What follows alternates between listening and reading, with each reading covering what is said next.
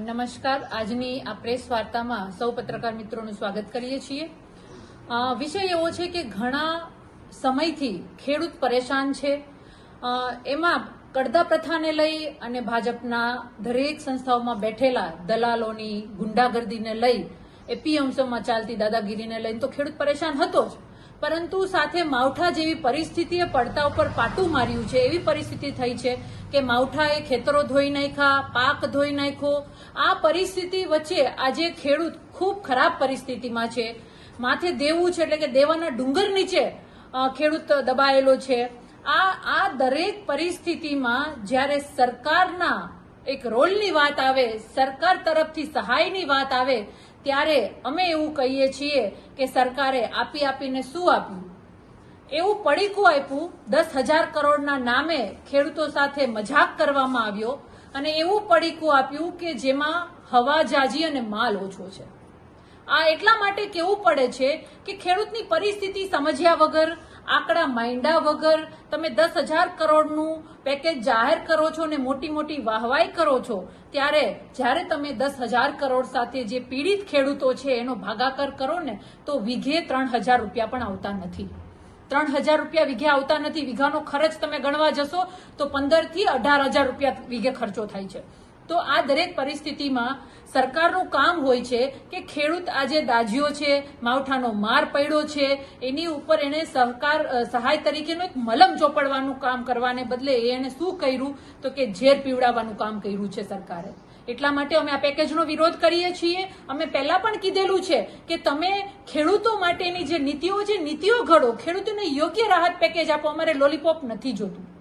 અમે અનેક વખત ઉદાહરણ આપી ચૂક્યા છીએ કે પંજાબમાં અમારી સરકાર છે 50,000 હેક્ટર દીઠ આપીએ છીએ અમે. તો તમે ગુજરાતમાં 35 વર્ષથી રાજ કરો છો, તો 35 વર્ષથી રાજ કર્યા પછી તમે હેક્ટર દીઠ ખાલી 22,000 રૂપિયા જ આપો છો? શરમ આવી જોઈએ. અને એ પણ કેટલા બધા નીતિ નિયમો છે. 2 હેક્ટરની મર્યાદા તમે રાખી છે. એમાં પણ તમે જે બગડેલ પાક છે એની ટકાવારી કરશો કે 80%, 85%, 70%.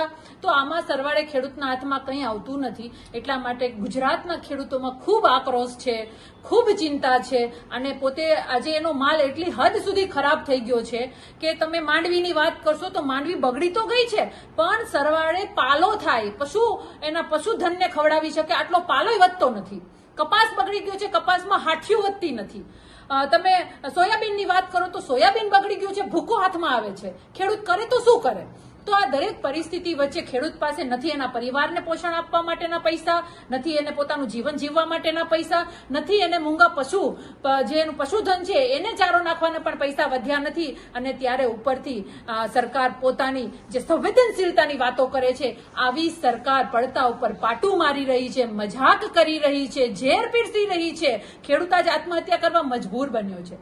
ત્યારે અમારી માંગણી સ્પષ્ટ રૂપમાં છે કે પહેલા તો ખેડૂત જે આત્મહત્યા કરે છે ને એના ઉપર ગંભીરતાથી સરકારે વિચારવાની જરૂર છે અને સકારાત્મક દિશામાં પગલાં લેવાની જરૂર છે. અને આપના માધ્યમથી અમે ખેડૂતને અપીલ કરીએ છીએ કે આપણે એટલા કમજોર નથી. ભલે ખિસ્સા ખાલી છે, પણ હજી પણ આપણામાં જીગર અકબંધ છે. આપણે લડીશું ને આપણો અધિકાર માંગીને રહીશું. એટલે કોઈએ પણ આત્મહત્યા કરવાની જરૂર નથી. અમે કહીએ છીએ કે જે ખેડૂતોનું દેવું છે, દેવું માફ થવું જોઈએ. તમે વીમા યોજનાઓ કાઢી બંધ કરી દીધી, અને જે જૂની યોજનાઓ હતી હજી એનું પણ તમે ખેડૂતોને પૈસા હજી બાકી છે, એના પણ પૈસા આપ્યા નથી. એટલે અમારી સ્પષ્ટ માંગણી છે કે પહેલા તો ખેડૂતનું દેવું માફ થવું જોઈએ. સંપૂર્ણ રીતે ખેડૂતનું દેવું માફ કરો. અને જે તમે લોલીપોપ વાળું પેકેજ આપ્યું છે, જે હવા ભરેલું પેકેજ આપ્યું છે, આ જે કડદા પેકેજ છે ને, જે હકીકતમાં રાહત રૂપી પેકેજની જગ્યાએ તમે કડદા પેકેજ જે જાહેર કર્યું છે ને, આ કડદા પેકેજની અમારે જરૂર નથી. એમાં સુધારા કરી અને યોગ્ય ખેડૂતોને વળતર મળે એવું પેકેજ જાહેર કરો. આ માંગણી સાથે અમે ગુજરાતમાં મહાપંચાયતો કરી રહ્યા છે.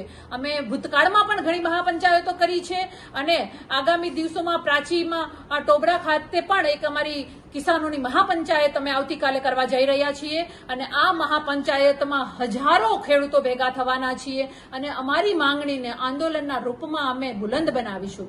ગુજરાતના અનેક વિસ્તારોમાં આવી મહાપંચાયતો કરી અને અમે ખેડૂતના હકની વાત કરવા માટે અવાજ ઉઠાવીશું. આજ સુધી સરકારે ખેડૂતોનું શોષણ કર્યું છે, સરકારે પોતે સત્તામાં રહી અને ખેડૂતોનું શોષણ કર્યું છે. ખેડૂતોને કંઈ જ હાથમાં આવ્યું નથી. પાક બગડે છે, ખેતરો ધોવાય છે, મોંઘવારીએ માજા મૂકી છે, દીકરાઓને ભણાવવાના પૈસા નથી. સાથે સાથે હું એવું કહીશ કે કોંગ્રેસે પણ એટલી જ ભાગીદારી કરી છે આ પાપમાં. પોતે મુખ પ્રેક્ષક બની અને જોવાનું કામ કર્યું છે. એટલા માટે અમે લોકો બુલંદ અવાજ સાથે મહાપંચાયત કરી અને ખેડૂતોનો હક અપાવવા માટેની અમારી જે લડાઈ છે, અમારા જે મુદ્દાઓ છે કે આપણો ખેડૂત આત્મહત્યા ન કરવો જોઈએ, એ સરકારની જવાબદારી છે, સરકારે ધ્યાન આપવાનું છે. આ ખેડૂતોનું દેવું માફ થવું જોઈએ અને માત્ર આવી કડદા સહાય અમારે નથી જોતી, અમારે યોગ્ય વળતરવાળી સહાય જોઈએ છે ખેડૂતો માટે. આ માંગણી અમે બુલંદ બનાવશું. આવતીકાલે પ્રાચીના પટાંગણમાં, પ્રાચીથી નજીક આવેલા ગામમાં અમારી જે મહાપંચાયત છે એમાં હજારોની સંખ્યામાં ખેડૂતો પધારવાના છે અને અમે આપના માધ્યમથી ખેડૂતોને પણ આહવાન કરીએ છીએ કે ટોબરા ગામ ખાતે આપ સૌ પધારો અને તાકાત